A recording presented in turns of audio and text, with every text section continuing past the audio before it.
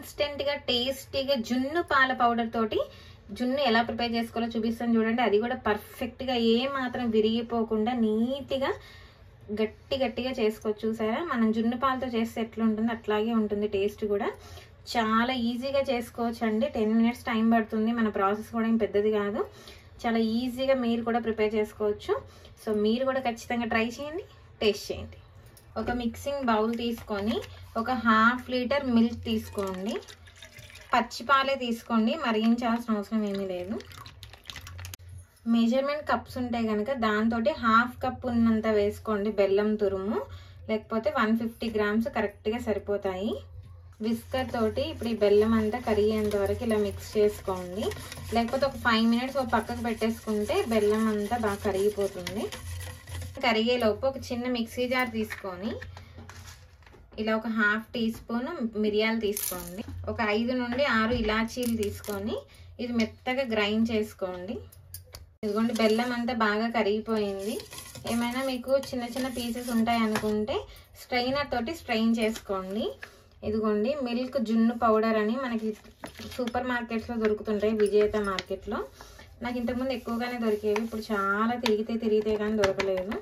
మనకి సిటీస్లో జున్ను పాలు దొరకవు కాబట్టి ఇన్స్టెంట్గా తెచ్చుకొని చేసుకోవచ్చు.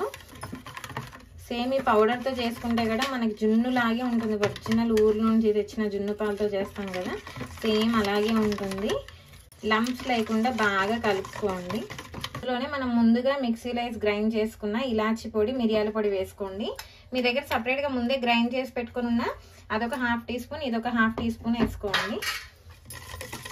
ఒకసారి మొత్తం బాగా కలుపుకోండి. ఈ బేకింగ్ ప్యాన్స్ ఉంటే కనుక బేకింగ్ ప్యాన్స్లోనే వేసుకోండి, మనకి కరెక్ట్ స్ట్రైట్గా వస్తుంది.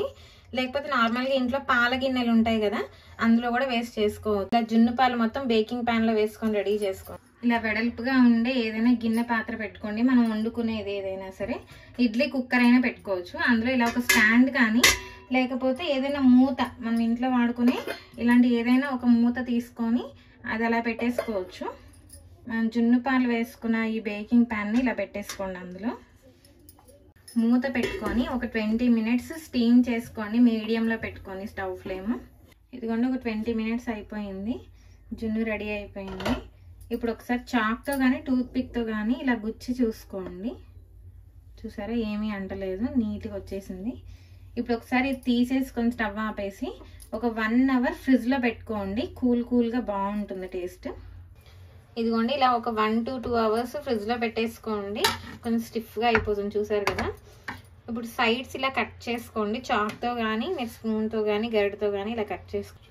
మనం కుక్ అయిన తర్వాత ఒక 1/2 hour ఫ్యాన్ కింద పెట్టుకున్న తర్వాత ఫ్రిడ్జ్లో పెట్టుకోవాలి. అలా వేడిగా పెట్టేసుకోకూడదు. ఇప్పుడు ఒక ప్లేట్ తీసుకొని రివర్స్లో పెట్టేసుకోండి. ఇలా ప్లేట్లో రివర్స్ చేసుకొని ట్యాప్ చేసుకోండి. చూసారా ఎంత బాగా వచ్చేసిందో, ఏం మాత్రం ముక్కలు అయిపోకుండా పర్ఫెక్ట్గా వచ్చేసింది.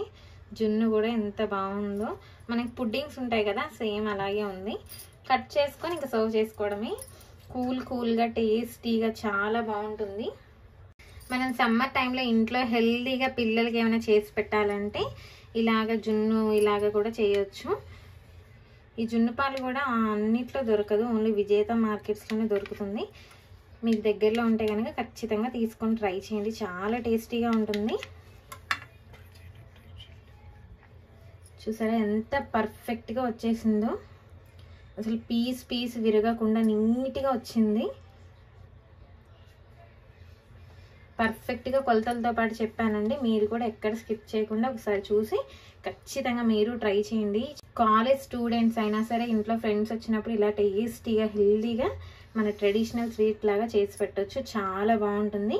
ఇన్స్టెంట్ జున్ని మీరు కూడా ఖచ్చితంగా ట్రై చేయండి, టేస్ట్ చేయండి.